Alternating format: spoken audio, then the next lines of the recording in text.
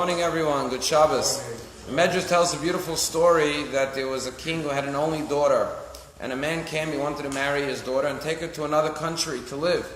So the king said, I'll let you take my daughter on one condition, that when you build your home, you build a room for me, so when I want to come and be with my daughter and with you, I'll have a place to stay.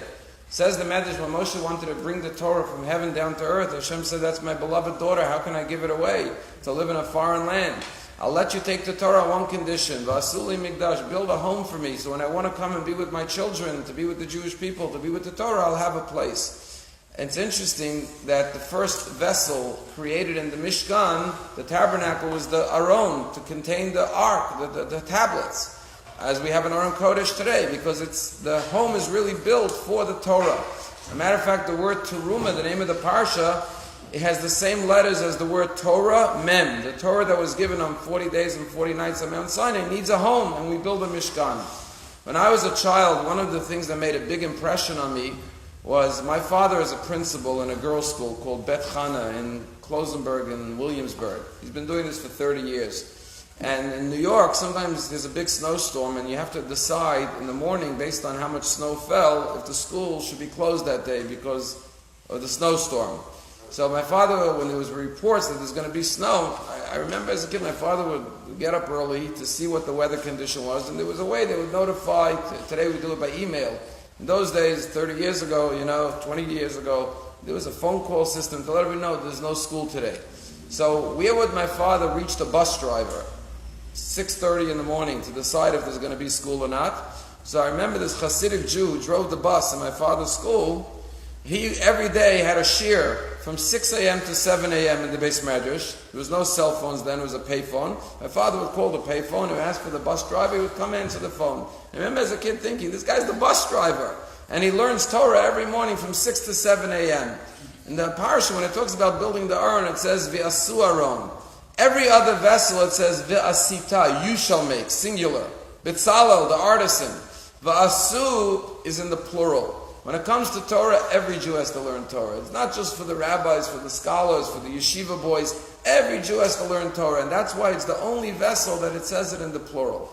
In addition to that, the Aron is the only vessel that all of the measurements are half measurements. As it says, 2.5 cubits its length, 1.5 cubits its width, 1.5 cubits its height. In other words, everything is halved. Why? Because to study Torah, you have to have an insatiable desire. You should never feel I mastered it, I completed the course, I graduated. There's always another half, there's another subject you can learn, another book, another sefer, another topic. And therefore it's an endless pursuit of knowledge. And finally the Torah says that you have to make it gold on the outside and gold on the inside. That Torah is not just a superficial study. It has to permeate your being. It has to change your character to make you a better person, not just externally, but internally. It has to be as beautiful on the inside, golden and gilded as it is on the outside.